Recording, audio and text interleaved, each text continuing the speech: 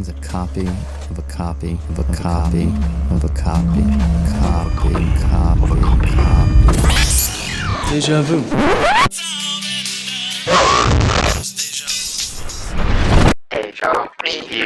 Hi, everyone, and welcome to the Deja Reviewed podcast, where we talk about the original versions of TV shows that were later rebooted. This is season 1, which we're calling In the Zone, discussing the Twilight Zone. I'm Michael. And I'm Mark. And today we're talking about season 1, episode 12, titled What You Need.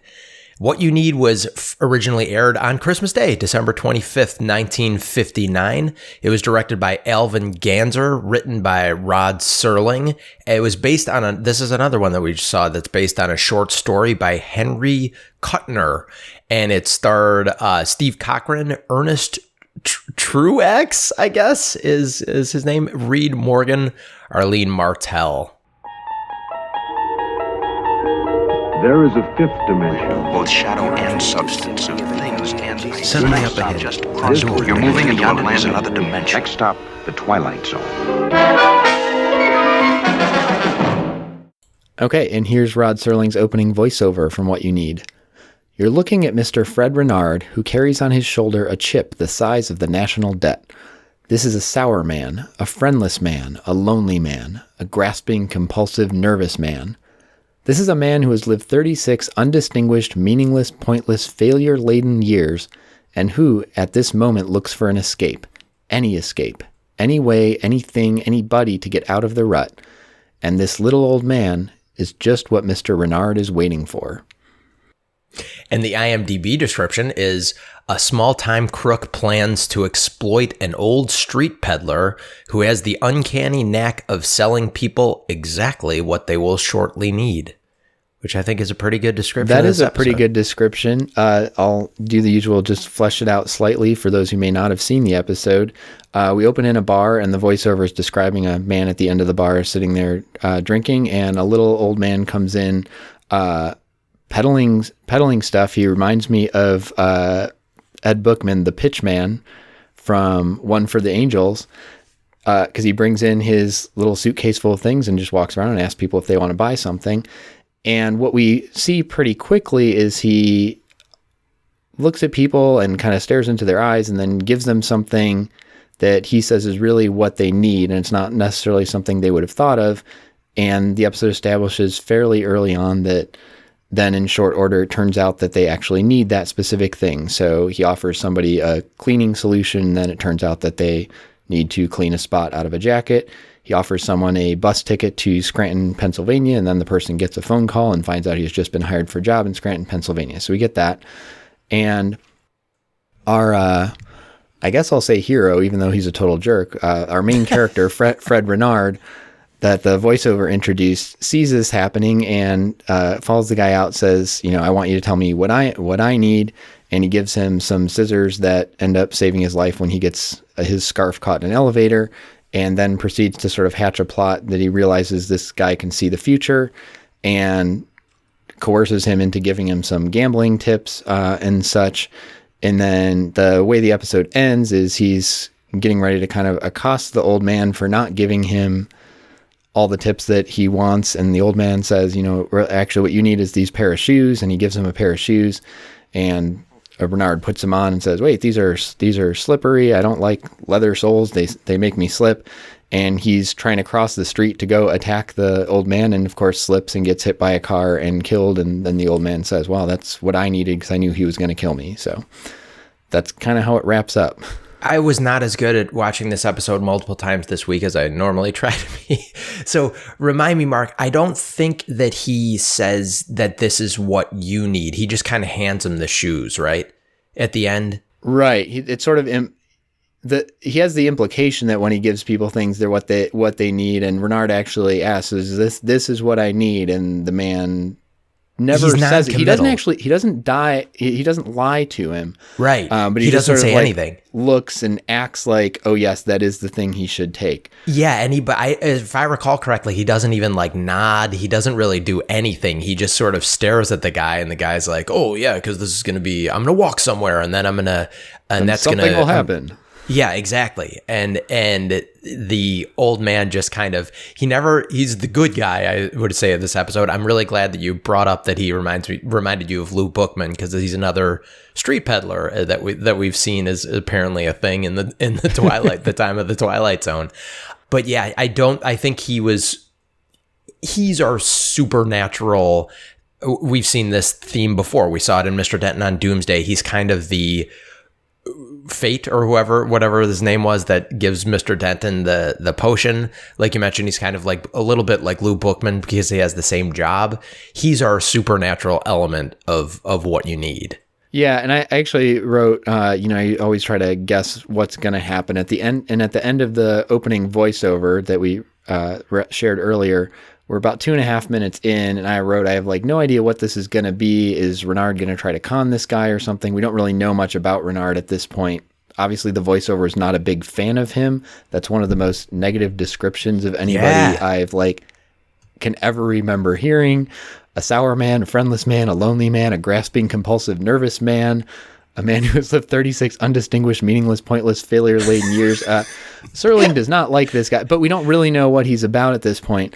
And even so, what I wrote is like, well, I wonder if the old man is really an old man or if he's going to be some type of supernatural figure or have powers a la Mr. Death in One for the Angels or Fate in Mr. Denton on Doomsday. And that is where the Twilight Zone-y supernatural element comes in, is that he can see into the future.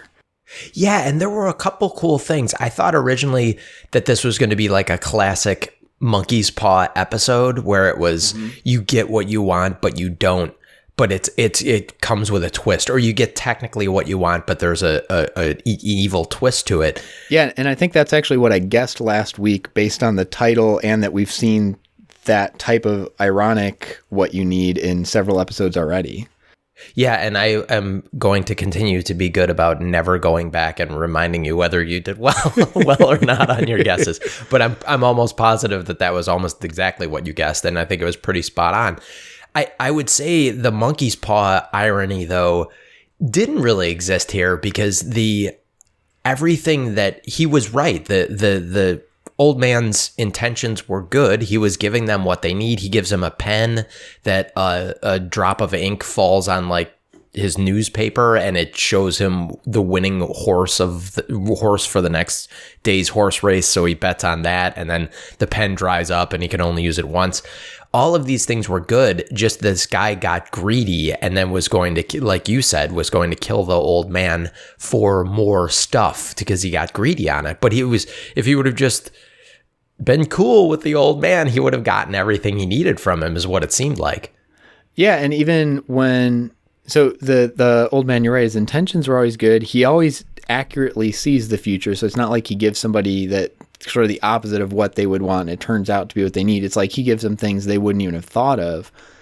And even at the very end, when he gives him the shoes, if Renard, like the reason Renard gets killed is because he tries to go across the street to attack the old man. And if he had just said, I'll leave well enough alone and just walk away, he wouldn't have gotten killed. So even though what's the guy's name? Pinot, the old man gave him the shoes that would lead to his death because that was what the old man needed, since he knew that Renard was going to try to kill him.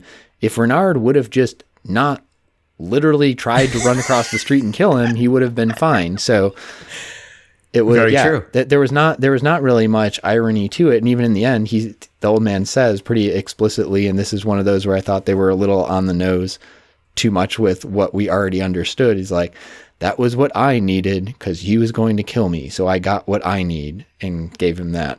100%. I would have brought that up, that this was one of those.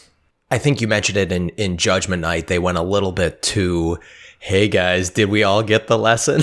Yeah. Do you remember the movie? I'm sure you do remember because I think it won Best Picture, Crash, from like early 2000s. Oh gosh. Yeah, that's one of those when you talk about movies that won Best Picture that absolutely should not have, and it was clear even at the time that it should not have. That was right up there. But yes, I'm so glad that you say that because I could not stand that movie, and I felt like it was so.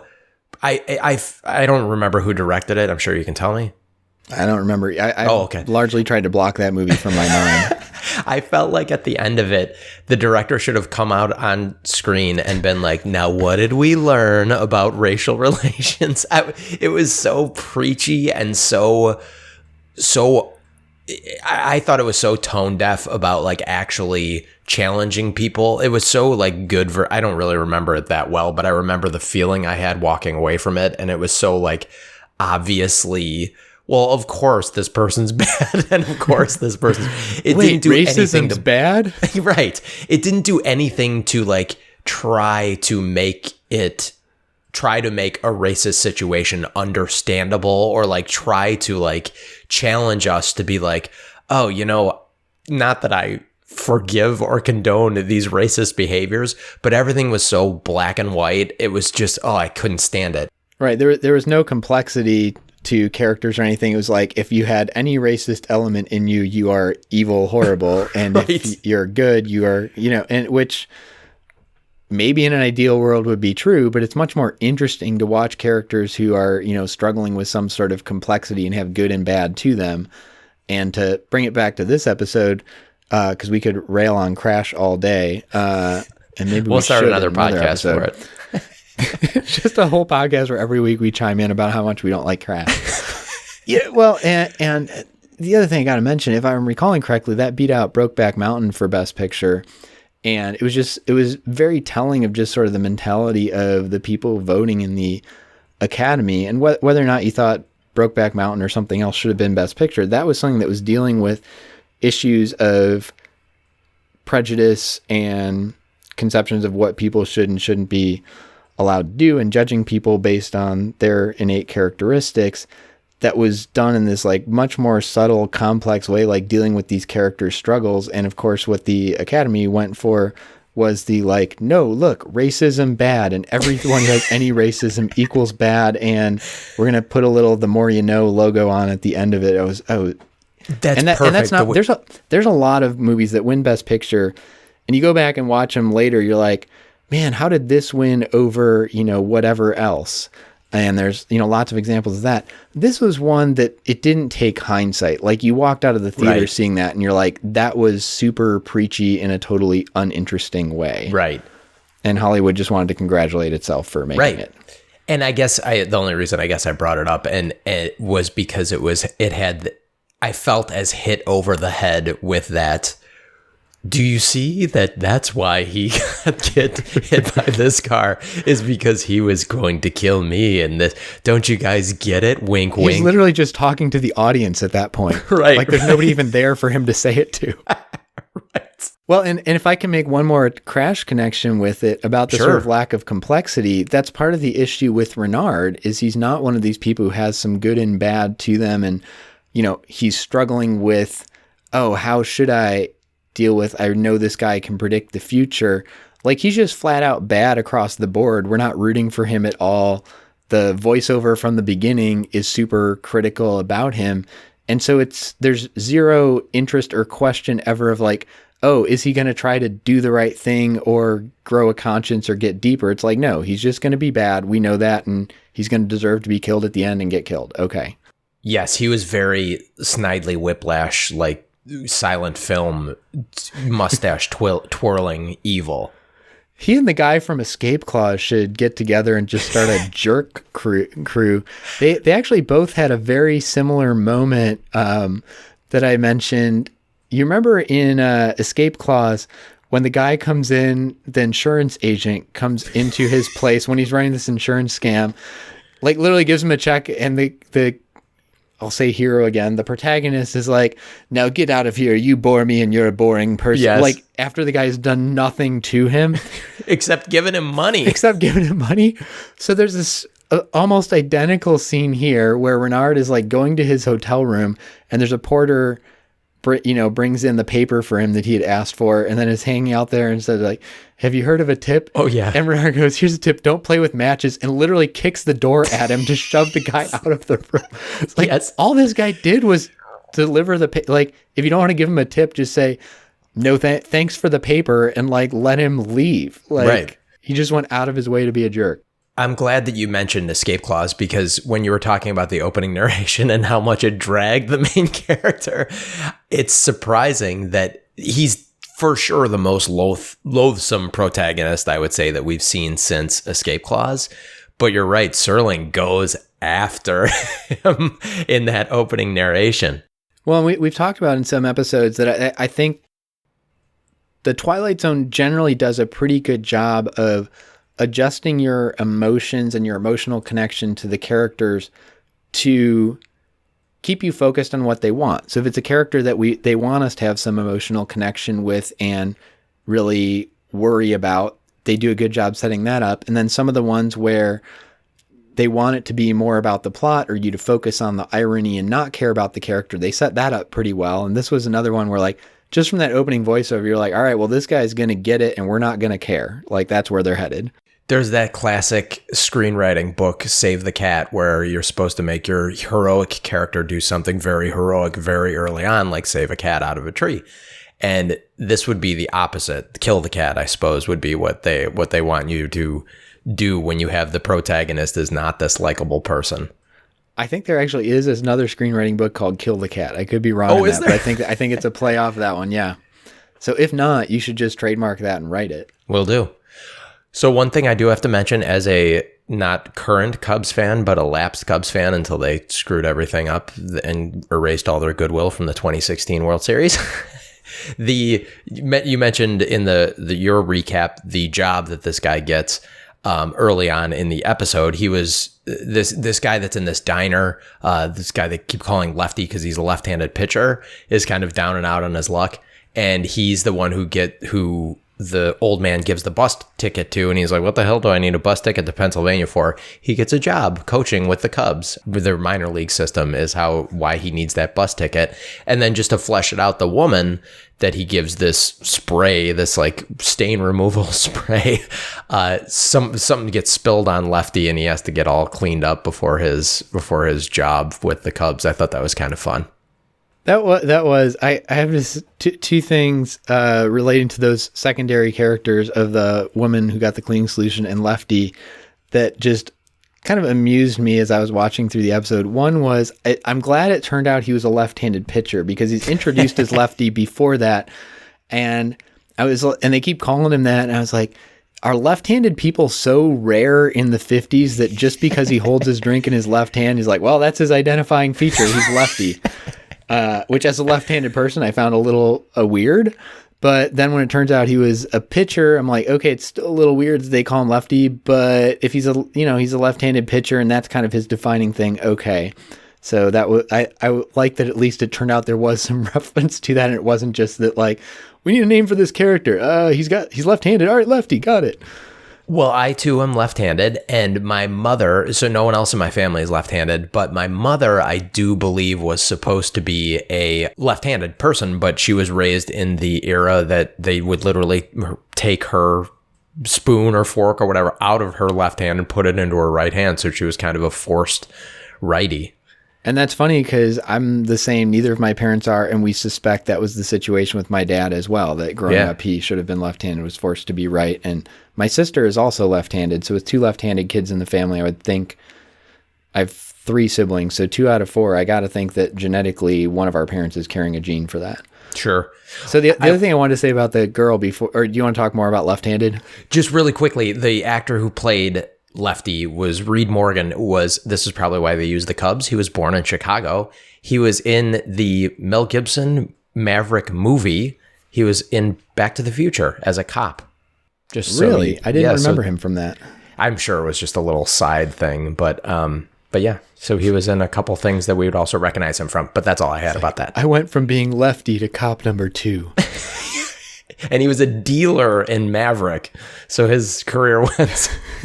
This was probably his biggest role. He was still working, so that's something. That's true. So then my comment on the woman. So first off, we get into this bar, and I'm just super hyper aware of this, and I think we've talked about it in some other episodes. That, like, everyone in the bar is smoking. That's just the thing. Like, everyone's got a cigarette, and so he goes over to the peddler goes over to the woman. And is first like offering her, she's like, oh, I guess I could use some matches. And this is the first time we see him conversing with someone and find out kind of how he works. she's like, oh, I'll buy some matches. And he like looks at her, he's like, you don't need matches. What you need is this cleaning solution. And he says, it's guaranteed to remove spots of all kinds. And I immediately, where my mind went to immediately was, she has lung cancer from smoking and she's going to drink it and it's going to clear the spots on her lungs.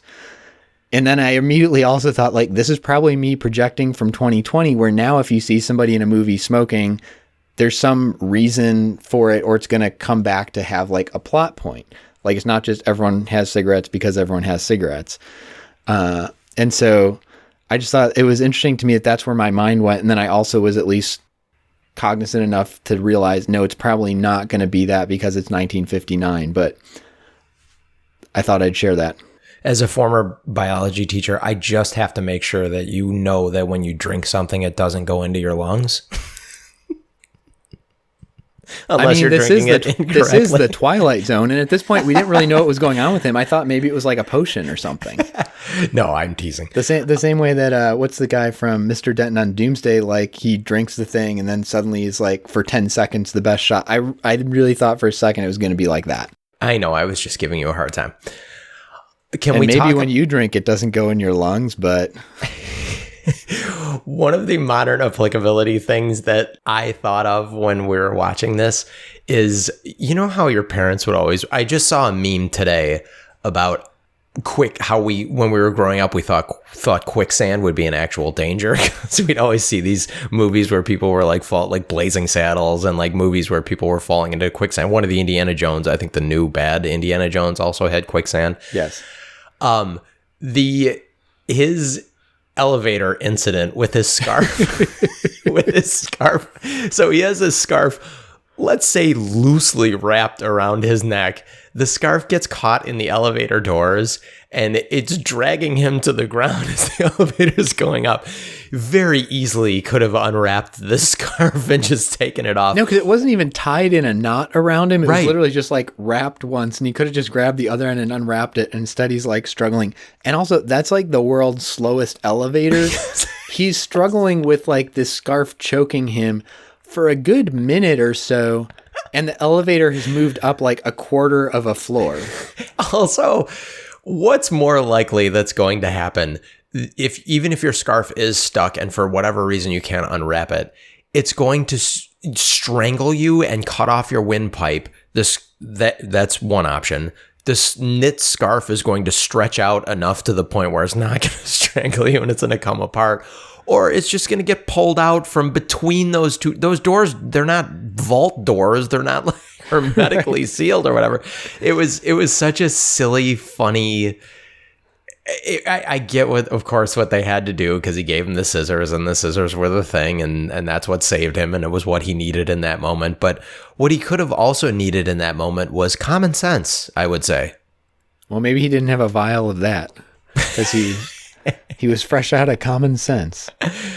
I do also want to mention... Oh my gosh, that just reminded me of... Sorry, no relevance to Twilight Zone, but just the being out. That reminded me of the line in Ratatouille where Anton Ego, the critic, comes in and he's like, what wine will you pair that with? He's like, I'll have a little perspective because it seems to be lacking.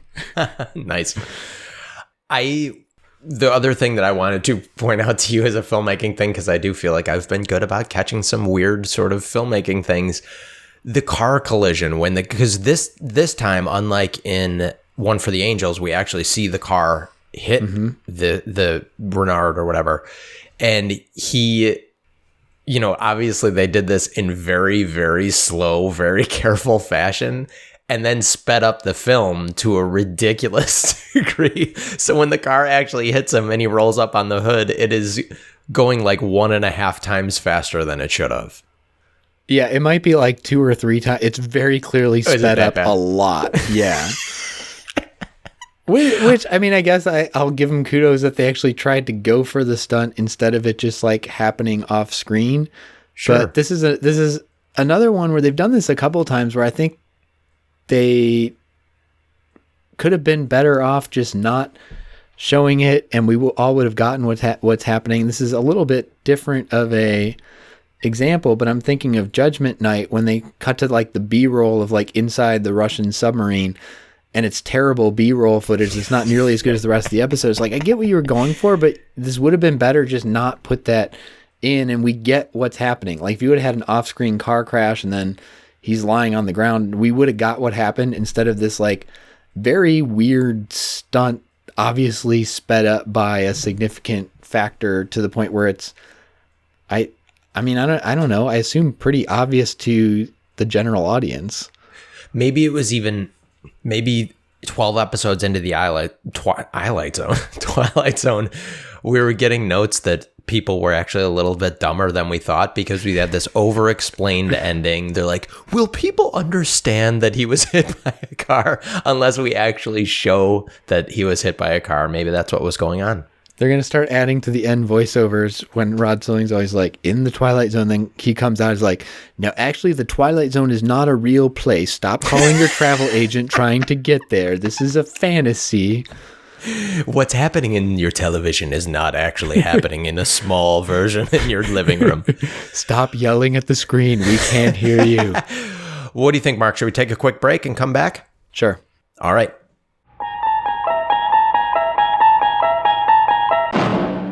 Okay, welcome back. And continuing our discussion of, I guess, kind of some of the plot points of this episode, one of the things that stuck out to me is compared to many of the other episodes where sometimes they have a lot of plot crammed in, sometimes there's not so much, and they feel kind of stretched, things generally made sense within the context of the world they set up. So to give an example, when we saw The Lonely, which was with the guy imprisoned out on this asteroid. With the sex robot. With the sex robot.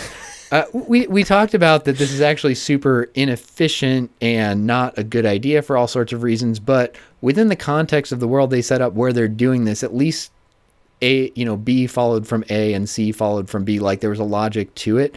There were a few things in this episode where there were easy solutions to things, and they almost went out of their way to create weird plot problems. And like so what? I wanted to point out a couple of these. One is when I don't know why that's so funny. I'm pre-laughing at how ridiculous these are going to be. Yeah, well, yeah, because you know some of these. So one of them is when Renard first goes, not when he first runs into Pinot, whatever the guy's name is, the old man, and gets the scissors. But then when he comes back and wants to get like gambling tips and stuff like that, the old man comes home and Renard is like sitting in the dark in his apartment, having somehow found out where he lived, broke into the apartment, and then like sat himself there waiting as if to kill him. It's this very creepy thing with no explanation.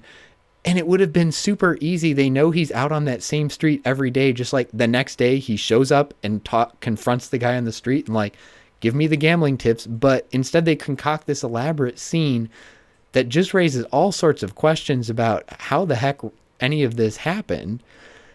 And I found that so bizarre. And then the other one that I wanted to bring up is you talked about Lefty getting the ticket to Scranton to go be a scout or a coach now that his baseball career's over. And I'm willing to go along with that. That was part of the plot of the episode. The funny thing is that the episode goes out of its way to make a point that both the old man and Lefty come into this same bar every night, yet the two have never met or seen each other before, have any idea what's going on. And again, this isn't implied. The bartender says about the old man, he comes in here every night telling everyone he's got what he needs, and then also says that Lefty comes in here 7 nights a week, and yet they're both they're like, who is this guy? And I was just like, why? Like, did nobody read this script before it like went into production and just like do a quick proofread and say like, hey, this makes no sense? I don't know. And this stuck out to me in the context of the Twilight Zone because, again, even though a lot of weird things happen, generally there's some sort of sense of logic to the plot. And this one was just full of I don't even want to say plot holes. It was full of like plot convolutions where it like contradicted itself for no apparent reason. It, like, didn't gain anything from it. I can't remember if it was in The Lonely or one of the episodes that we recorded. You said you called it an unforced error, and I really liked how you described it that way. And that seemed, I think it was Judgment Night. You called it an unforced error, where it was a kind of an unnecessary complication or confusing thing that was added that didn't service the plot, didn't service the episode at all. It was just serviced the confusion of the episode. Yeah, I think if we were keeping the box score on this one, this had many unforced errors and is probably being demoted back to the minors. Where Lefty can coach it. Very good. I did not realize, by the way, I didn't think that it was Scranton, the home of The Office. And that's the first thing when he Office. said Scranton, I'm like, he's going to go work at a paper company. Dunder Mifflin, this is Lefty. Well, and another sort of sign of the times when he's like, what's in Scranton when he gets the bus ticket?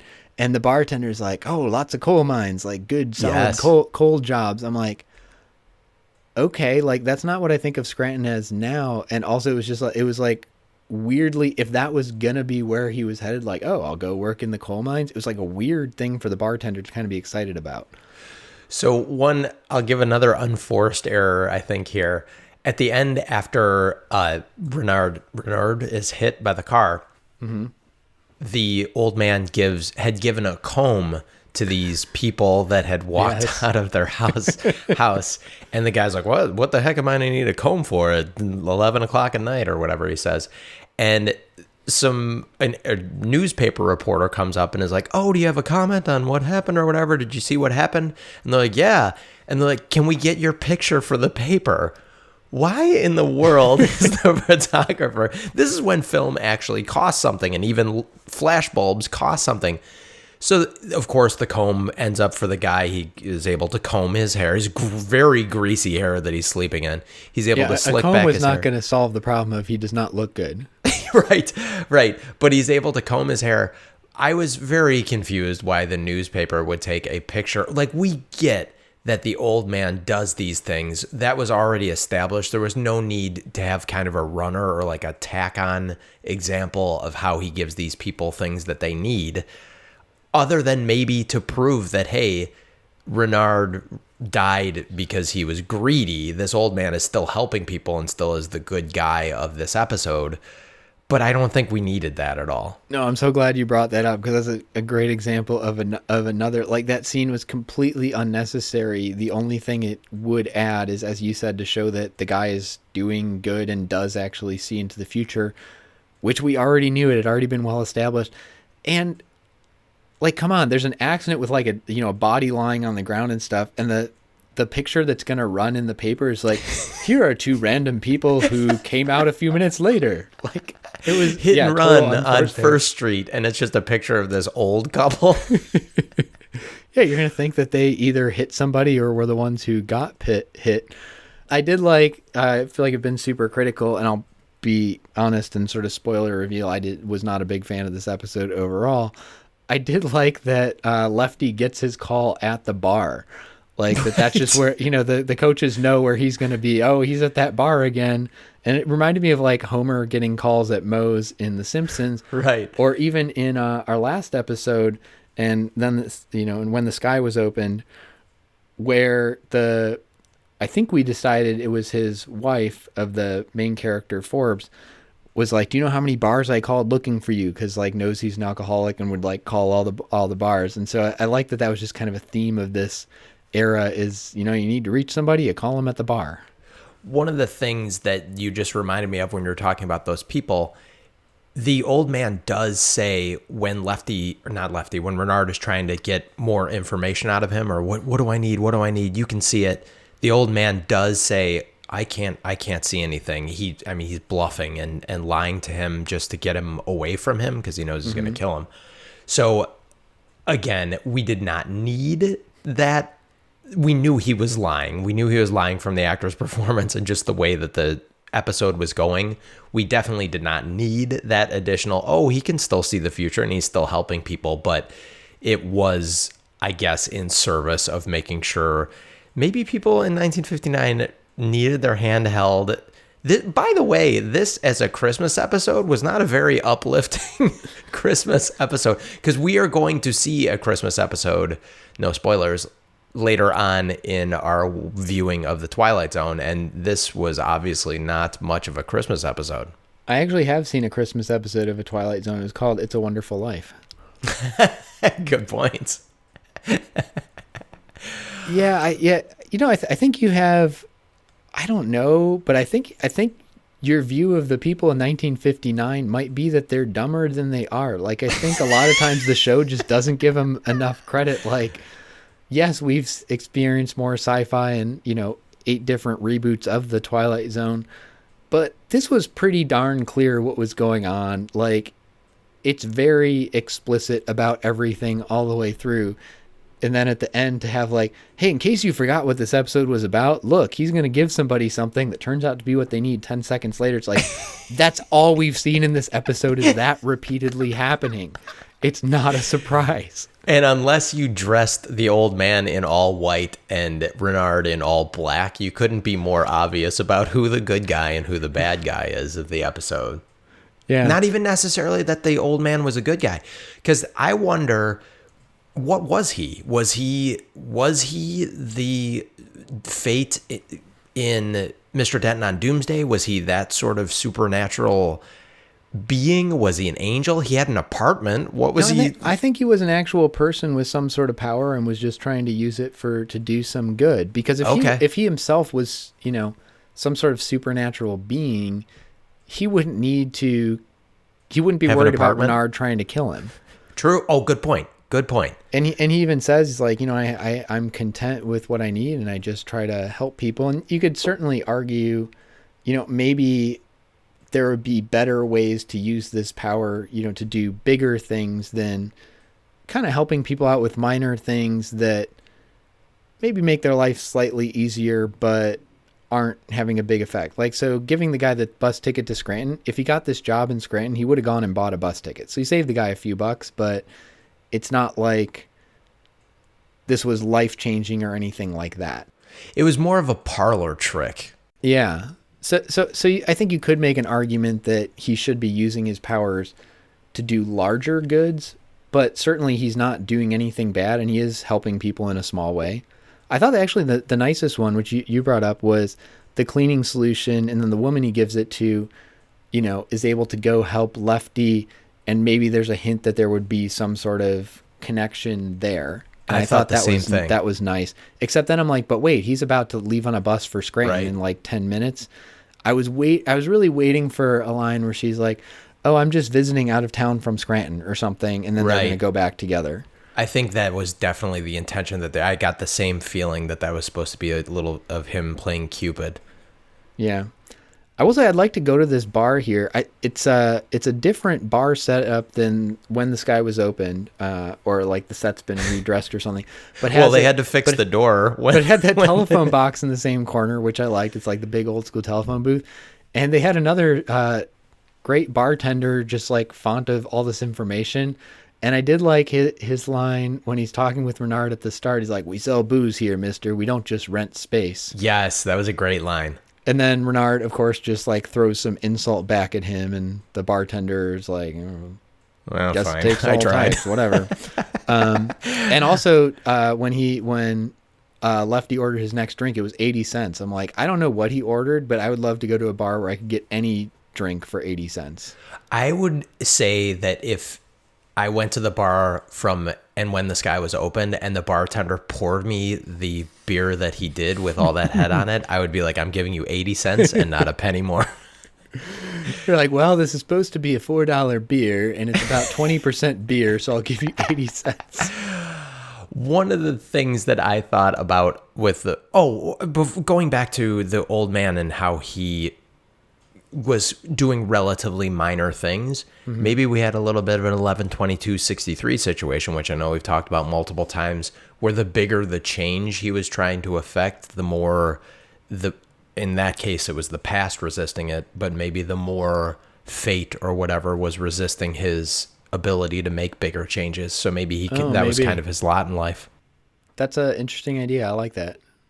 Of course, they could have then expanded on that and done something with it, which they didn't. But yeah, one other thing I want to point out that also relates to something we've talked about a lot, and that we'd actually had seen getting somewhat better in the last couple episodes, and now we've regressed, is how people react to sort of supernatural occurrences. Yes. So something, okay, so you had the same reaction, because something we talked about a lot on the early episodes was like crazy stuff would happen and people would be like mildly surprised for like 3 seconds and then just accept it. Right. And then by the last couple episodes, they really seem to have more genuine reactions and trying to process things the way a normal person would. And in this episode, we were back to like episode 1 level here. Agreed. Where especially nobody's amazed at this at all, that this guy like predicts things and then they happen. And even when they do realize it, like the same guy's outside the next day, nobody comes up and talks to him like, hey, how did you do that last night or whatever? Like, nobody seems to find this at all bizarre.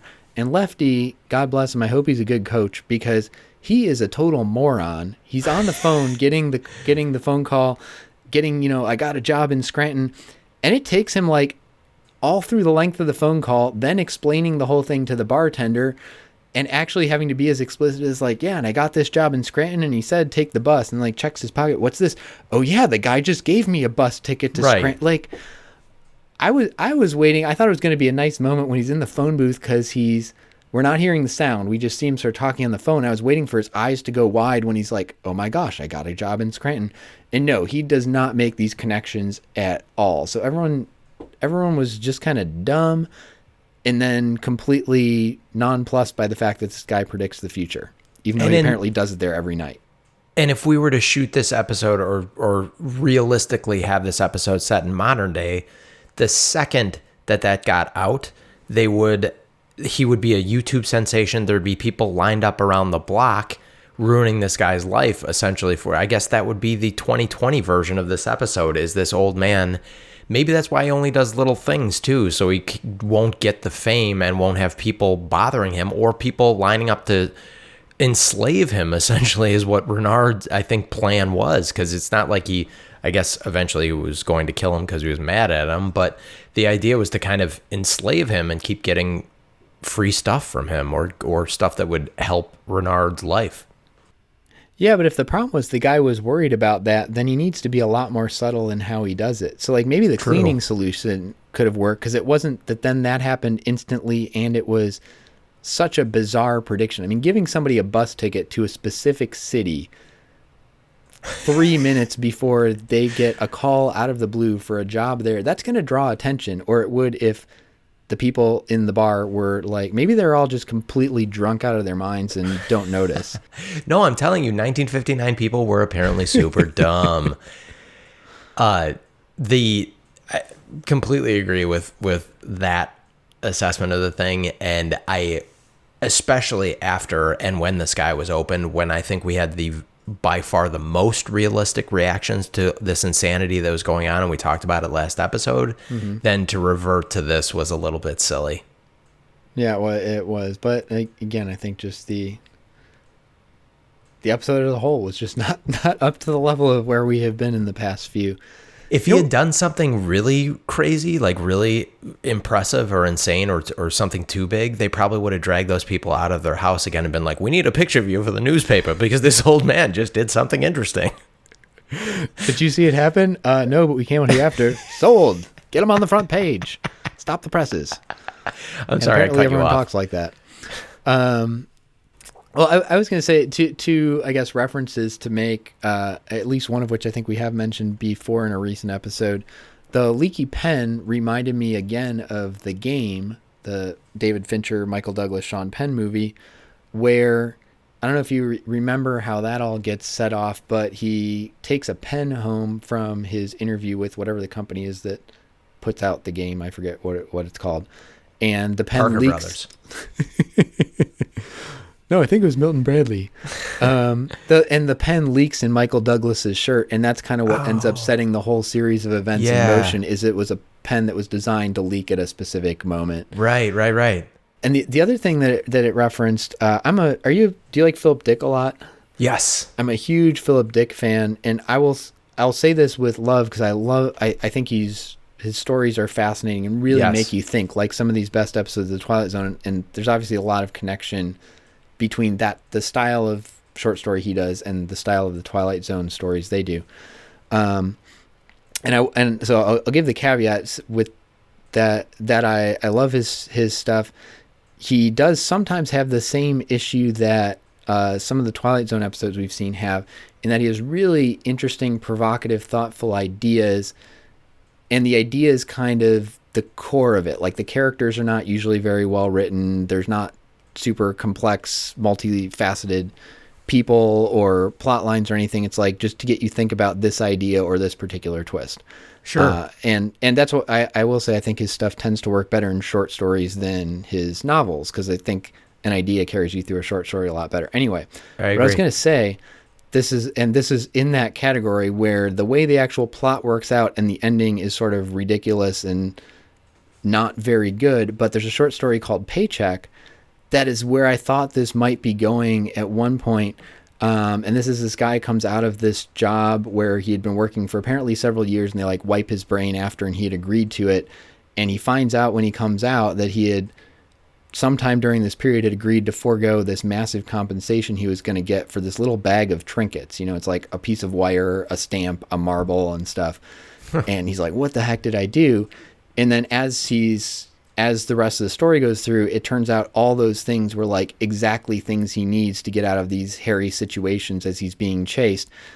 And obviously there was time travel and stuff that was involved, and he was able to see ahead of time and know what stuff he would need. And so that's why it was also made into a pretty bad movie. I was going to ask, with Ben Affleck, right? With Ben Affleck. Yeah. And I want to say there was a decent director attached to it, and I don't remember who it was. I almost want to say John Woo, but I don't think that's right. The movie was not nearly as interesting. I know, I am positive that I watched that I think during it was John Woo. I was right. break. I just looked it up. Okay. Yeah, and at my parents, they rented it at some point. Huh. Yeah, so I would not recommend the movie. The short story is interesting and provocative in terms of, you know, what could you do if you could see into the future, and this idea of these useless things turning out to be valuable. The way it wraps up, like I said, does not make any sense. But that's what I thought was when he like gives him the scissors. I'm like, oh, he gives people these like useless seeming things, but then they turn out to be important. And I thought maybe there'd be something interesting where he gives somebody like a series of things and they all turn out to be useful in some way. Now, that I will say that the issue with that, and it's the same issue with the original short story Paycheck, is that really that's not about character or emotional involvement or anything. It's just kind of like a puzzle, and you're just waiting to see like, okay, they have these 4 things. Let's see how and I know each of them is going to turn out to be crucial and useful, and it's just sort of a game to see how it turns out to be useful and watch it all sort of fall into place like a Rube Goldberg. And that's kind of what I felt about this episode. I never had any interest in the characters or emotional involvement. It was really more like this puzzle, like, okay, he can see into the future. He's gonna at some point trick Renard into like taking something or doing something that isn't actually in his best interest, and that's how it's going to resolve. And that was apparent fairly early on. And then it's just a question of like, you know, seeing how it all ties up in a nice little bow. Yeah. I only had one more kind of thought about the modern applicability of this. I don't know if you ever heard of Adam Ruins Everything. It's I think it's a true TV show, I think, and there's some episodes on Netflix. There's a podcast too of it.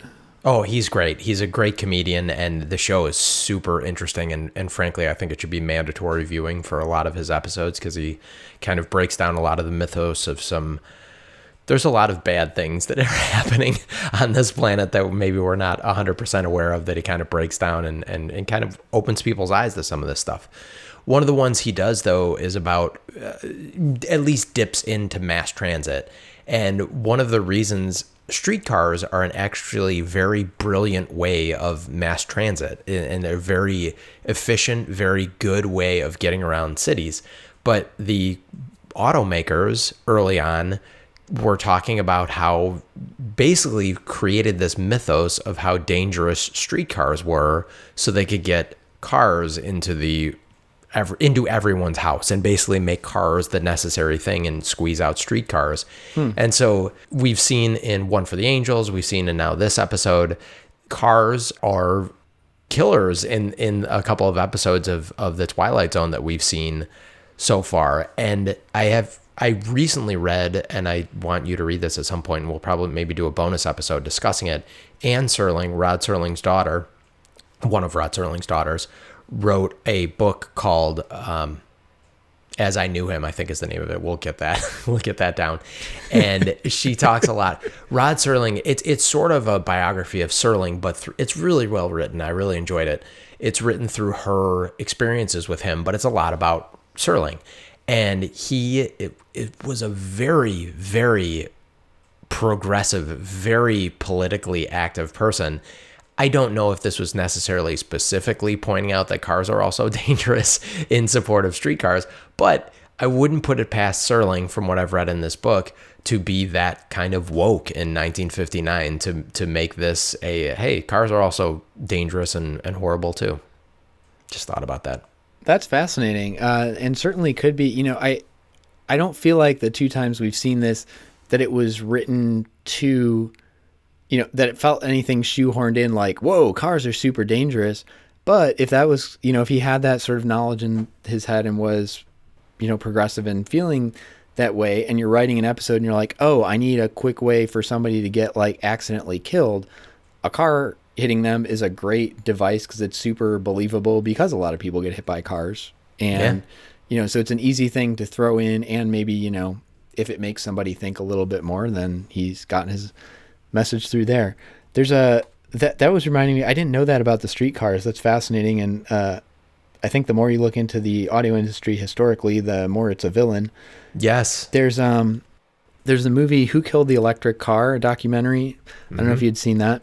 I haven't seen it, but I've heard of it. It's quite good, and kind of talks about, obviously we have electric cars starting to come back now. We'll see how that happens. I think eventually we have to transition that way if we're going to be using cars of some sort. But this is back a few decades ago, where they had a great functional electric car and the auto industry kind of buried it. And I can't remember if it was in that or in something else I read. And so I'm talking a little bit out of my ass here, and somebody correct me if I have the details wrong. But there's something to do with prohibition itself being basically supported by the gasoline auto industry at a time when there were starting to be alcohol-powered cars as a way to kind of cut down the... Obviously, drinking alcohol is not, you weren't just like dumping, your can of beer into the car. But there was something to do with the production of it that like they were supporting prohibition because it would end up making it harder for alcohol-based cars to succeed, and would sort of force people into gasoline.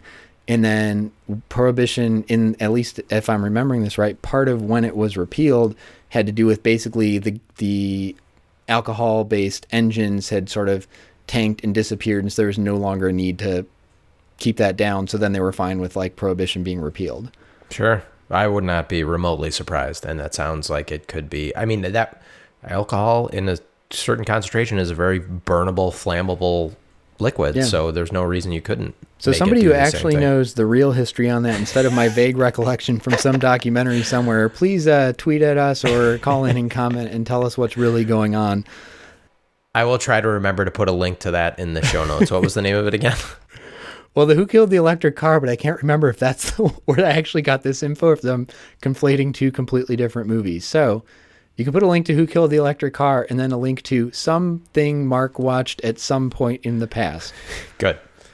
I'm sure that'll be super helpful in leading people to that information.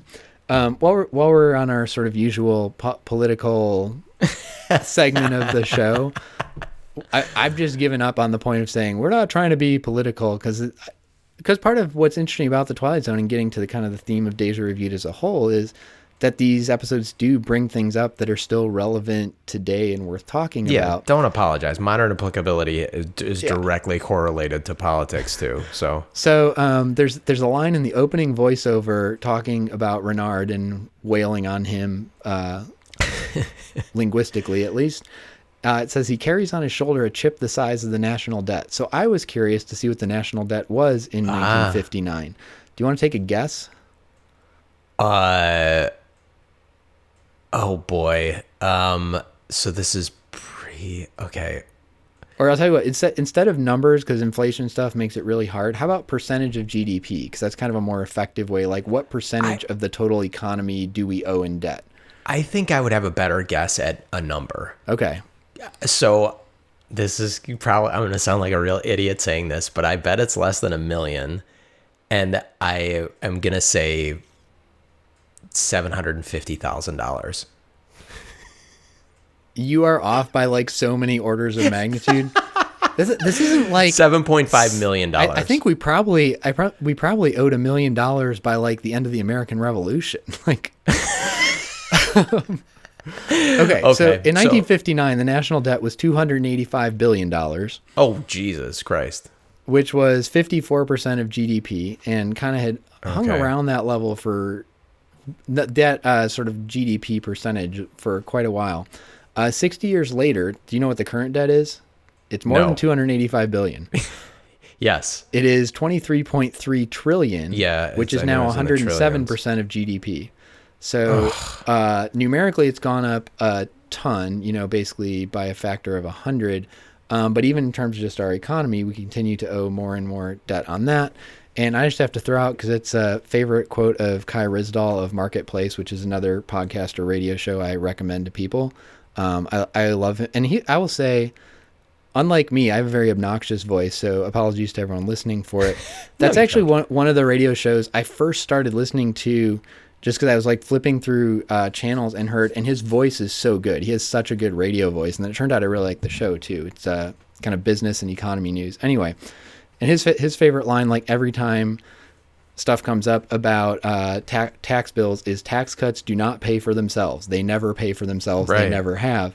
And relevant in politics because, of course, if you saw that in efforts to distract from all the horrible things they're doing, the Trump administration is proposing another round of tax cuts after they've, saddled us with another several trillion dollars worth of debt from the last one that they promised would pay for itself, which did not, of course.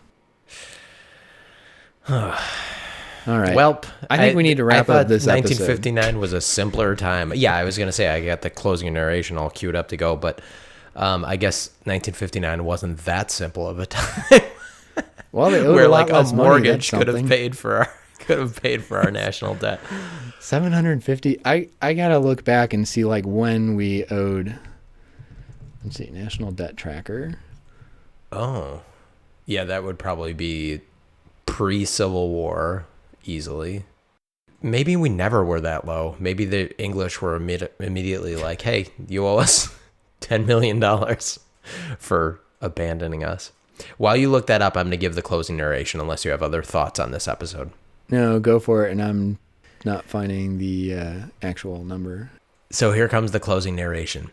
Street scene, night, traffic accident. Victim named Fred Renard, gentleman with a sour face to whom contentment came with difficulty.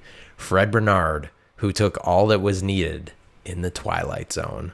So still going after old Fred Renard, a gentleman with a sour face.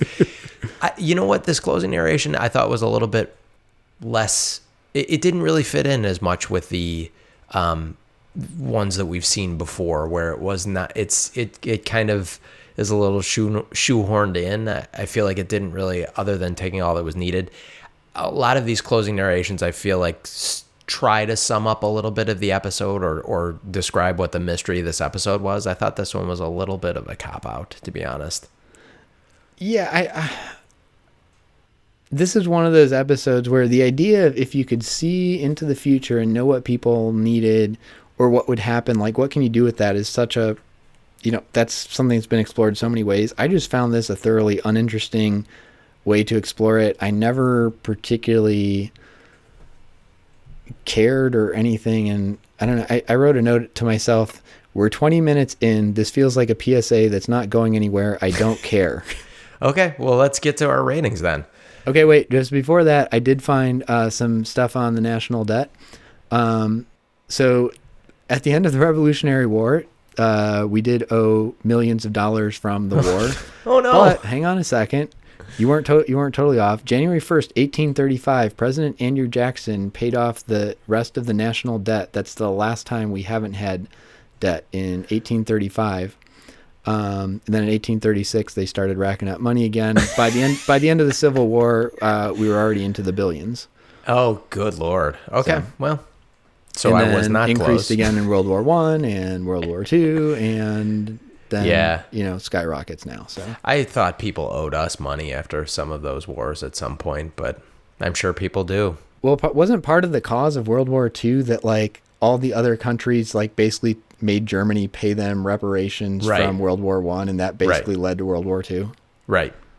I don't know. This isn't a history podcast, even though we're doing a 61-year-old show.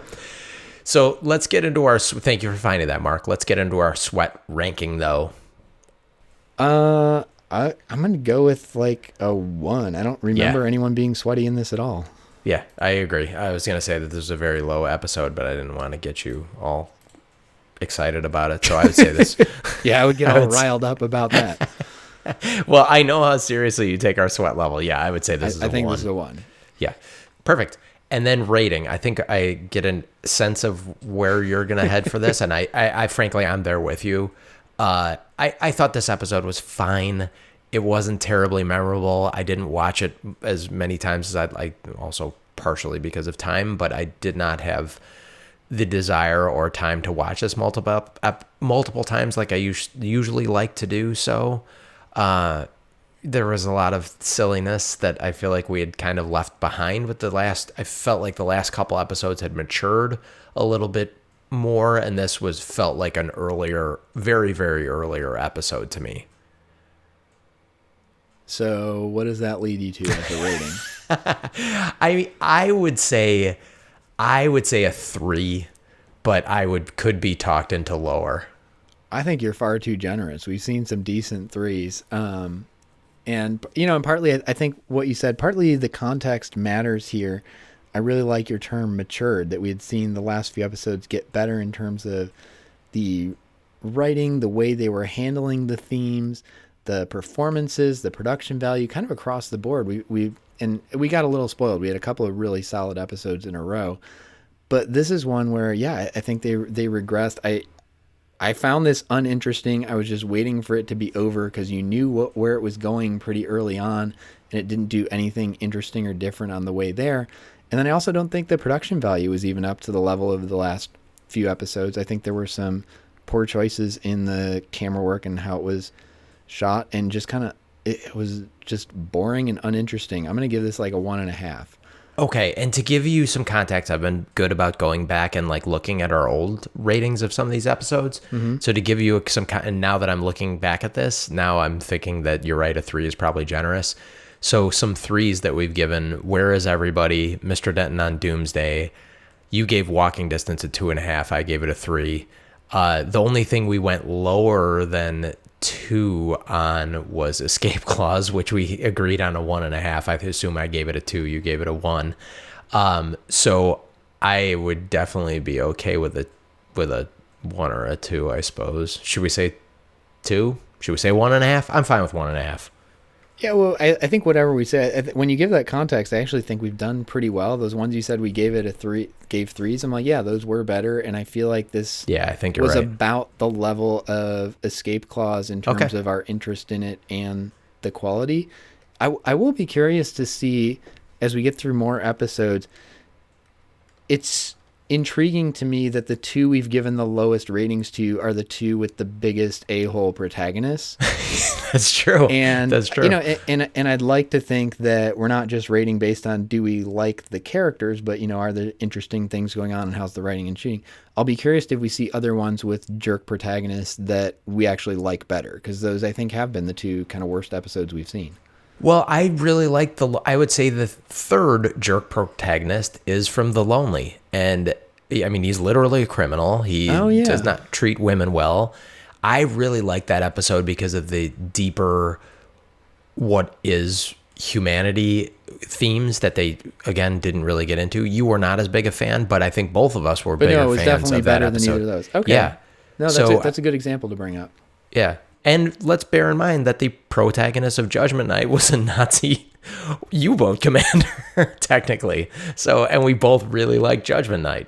Yeah, although in our defensive, I guess the comment I made like 20 seconds ago, which I think you already. What's not defeated? You already proved me wrong with the Lonely. But in terms of Judgment Night, I will say for the vast majority of that episode, Sure. We don't know he's a U-boat commander. Yeah, and we actually think he's a good guy and he's trying to do good things. And Sure. what made that episode interesting to me was the idea of how the context you're placed in makes such a difference to your actions, and like what is core to our character and what is contextual or environmentally based. Sure. So, all right, yeah, but I feel this is. I think we can. I'm going to stay with my 1.5, and whatever we average out to or whatever, I think we can agree this was not one of the better episodes. I'm fine with agreeing with you on 1.5. Can I talk you down to a -3? No, I'm going to stick with 1.5. Okay.